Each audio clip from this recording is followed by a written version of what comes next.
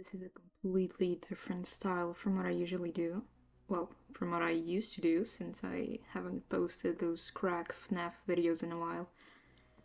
I recently had this spontaneous burst of free will, and I realized I could do whatever I want. Anyway, so today I'm going to yap while you watch a pre-recorded gameplay of footage that I recorded this morning. Oh, and spoiler alerts, I guess. If you haven't played Stardew Valley Expanded, there will have some spoilers, I think. I don't know, I don't remember. I recorded this like ages ago, which is like 6 hours ago or whatever. Oh, and yeah, this is how I sound like. Recently I dropped out of university and stopped pursuing psychology. Now I won't follow that path of, oh, I dropped out to pursue my passion for creating content. I'm literally doing this because I'm bored out of my ass and I would like to get a hobby. I'm going to try to apply to another university and study something else. So I deeply apologize for the background noise. Yeah, anyway, I'm going to try to apply to study in another university since psychology wasn't really what I wanted apparently. So I'm gonna pick another course. At first I thought it was because I wanted to help kids psychologically, you know? I thought that it was what I wanted, etc, etc. However, the study was more methodical and straightforward than I thought it'd be. Which is honestly very stupid because what the fuck was I thinking it would be? Anyway, I wanted something more interpretive and something that let me speak my mind and write essays and whatnot. Man, that's a lot of ants. Anyway, so I'm gonna try and get in the literature course in the city. Jesus, I'm Irish for a moment. Since, you know, I love literature, writing and poems and whatever. I am a huge nerd, pretty much. And yeah, I just cannot fathom how much I dislike following orders and be like super methodical and whatnot. So yeah. For those of you who are also super confused about which course you want to take in university, I tell you to go for it, make the risk, and try it out for a semester or two, and if you don't like it, don't force yourself to keep going since that's not going to help anyone. I was pretty much walking my laptop on a leash as I typed nonsensical notes that I did not understand. My grades weren't that great, although I did only fail one class, which was statistics, aka maths that I was told would be easy, aka the reason I fucking hate numbers, and I only got a 2 out of 20, which is like horrible, but that's fine though because my misery made for great punchlines. Like every time someone felt bad about themselves, I'd be like, don't worry about it, and they would feel better instantly. So yeah. Anyway, enough of that fancy schmancy my poor wallet conversation. Let's dive into what really matters for society, which is free will. Now, I don't think this will be some intellectual conversation about free will and philosophy. It definitely won't be, so I'd recommend you watch Alex O'Connor if you want philosophical content, or Unsolicited Advice. I'll leave their channels in the description. This video isn't sponsored, by the way. I'm not being held against my will or anything because this video is sponsored by free will. Anyway, so let me explain briefly what free will is. It's basically the belief that you're free to do your choices and there is no external motives behind your actions, etc, etc. So yeah, I did not read that from Wikipedia. I took that out of my ass, but I probably should have read something. Anyway, remember when I said I had a spontaneous combust of free will earlier? I just remembered I could do whatever I wanted. This has been happening a lot lately. And recently I felt like going to a highway and do the caramel dancing, but I thought better of it and instead I'm recording this video. You know what free will reminds me of? Doki Literature Club. Man, I love that game. It's one of my favorite games. It really did push my love for poetry. I've always liked poetry, as I was always writing in class and showing it to my Portuguese teacher.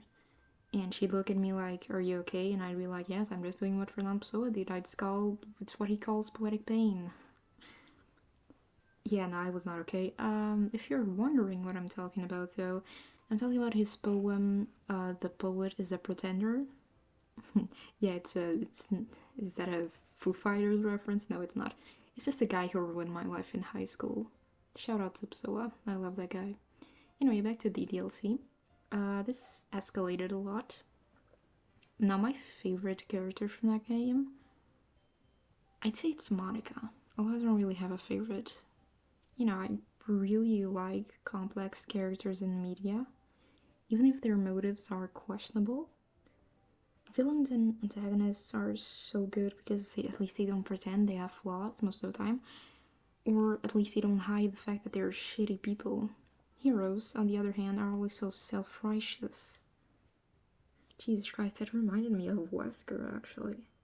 I started to sound like a villain. Anyway, people give Monica a lot of shit for deleting her friends, etc. They also say that technically, if Monica's alive, so are her friends. Since Sayori can become aware if she becomes president, actually. Oh, shit, spoiler warning, by the way. But it's been however long 2017 was, so yeah, sucks to be you. Anyway, but we're seeing Monica's perspective through our own, so of course we know more than she does. Imagine one day you wake up and you find out your entire life is a lie, nobody's real, and you're the only one who is real and who is aware about it.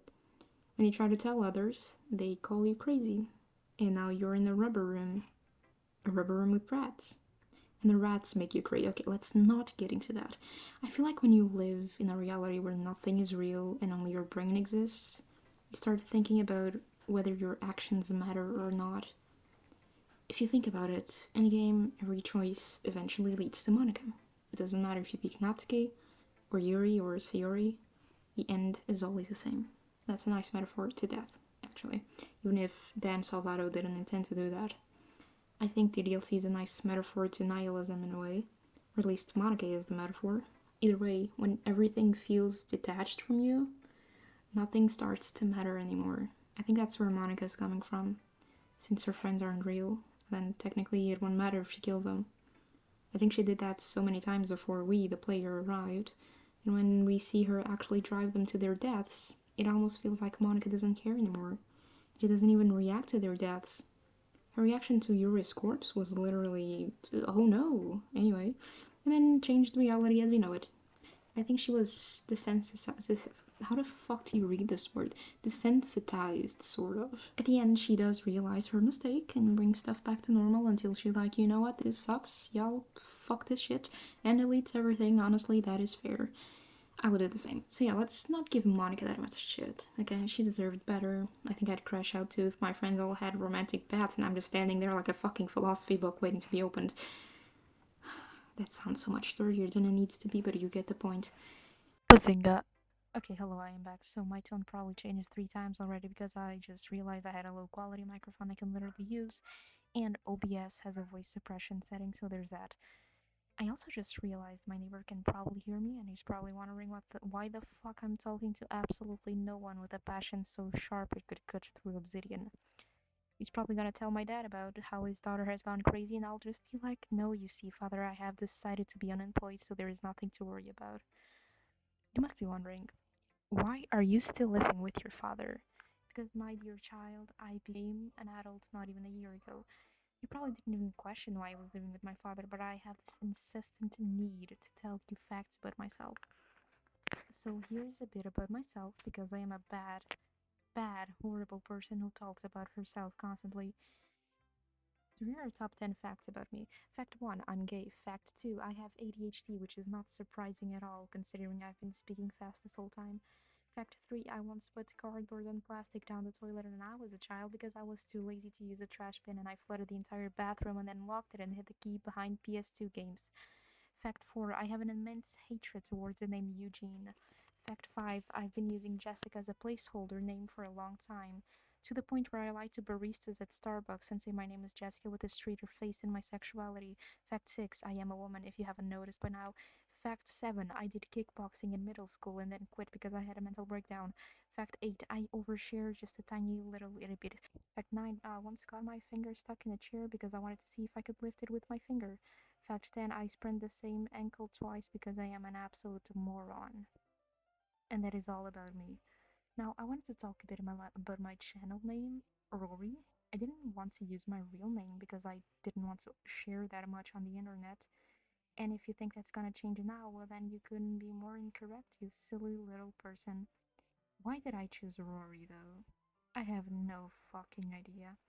I think I went through female names at the time on Google and I saw Rory and I was like, yes. So it just became my channel name. I also wanted a profile picture, but since I am no digital artist, I decided to go on Pinterest and grab the coolest, edgiest picture I could find. And that is how I ended up with a ghost drinking Capri Sun picture. Okay, but I love Capri Sun. I used to drink it all the time. I wonder what happened to it.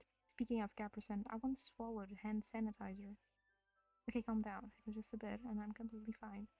You probably think I'm a weird kid right now, and that is absolutely fair. I do not blame you at all. Let me tell you something else about myself. I used to live in Switzerland. In fact, I lived there throughout my entire childhood. So now I have the unfortunate ability of speaking French. Imagine being cursed forever with the ability of speaking French. I know this is becoming sort of like a pity story, but don't worry, it'll just get worse from now on. I have no idea why I hate the French actually, it's just I'm European, I was born with it.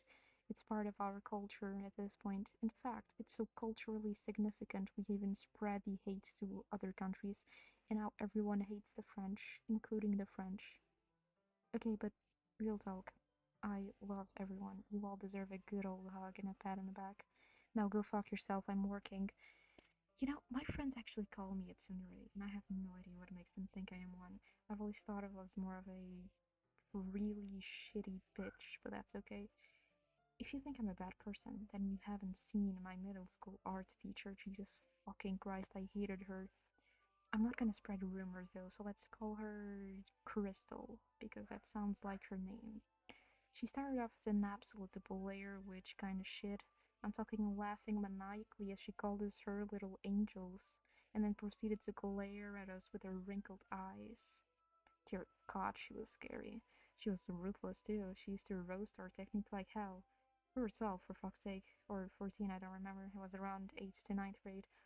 We were older kids then. Anyway, then, for some reason, in the middle of the year, she started liking me, and I started liking her back. Don't worry, this is not a romance story. It even got to the point where she asked me to draw something for her. So I drew her a nice replica of a handsome Squidward, and she laughed and kept the drawing. Then, at the end of the year, she made me cry by yelling at me in front of the class that used to bully me in 7th grade. But joke's on her, they all stood up to me and actually comforted me, and that's how I made everyone hate her guts. If there is one thing that unites us humans, it's hatred. And that is deep as fuck. I should write that down somewhere. Ladies and gentlemen, I will admit I was planning on making this video longer, but 13 to 15 minutes is too long for me and I want to take a nap, so I'll be ending the video. Also, yes, my microphone changed again, and I am not checking if it sounds good as I am recording these in one take in bursts of energy, and when I realized the microphone was shitty, I switched it back to the previous one. I deeply apologize for my unprofessional behavior. That is despicable of me. Also, this dog has been barking the whole fucking time. I apologize about that. You've been hearing a dog bark in the background this entire time, and I never addressed that a single time. Actually, no, yes, I did. I don't remember. It was a long, long time ago, aka today, aka an hour ago. Anyway, this dog has been barking ever since the neighbors got a dog. And I have no idea where they are and who they are, but the dog barks like his life depends on it. It's always bark, bark, bark, and it doesn't stop. It doesn't stop. I mean, it stopped now, but it doesn't stop. The cops have been called once, they'll probably called again. Anyway, that is not the point of this video. So I'll probably do more rant videos in the future if I don't get anything to do by then. Also, the neighbor is talking in the background. I hope you don't mind that. In the meantime, enjoy this low quality video. I'll 100% use the background footage that I could in the next video, so forgive me for that. My new philosophy with YouTube is to just upload whatever I want as long as I am not hurting anyone. And of course, I am not building wells in Africa nor getting into 1,000 controversies, but that does not make me less of a content creator, does it? That does it? No, it doesn't. Of course, that's what I thought. Anyway, you know, the motto of this website is to broadcast yourself, and here I am broadcasting myself to the internet and embarrassing me. Anyway, thanks for watching this video, and since I don't know how to end this video, I'll just...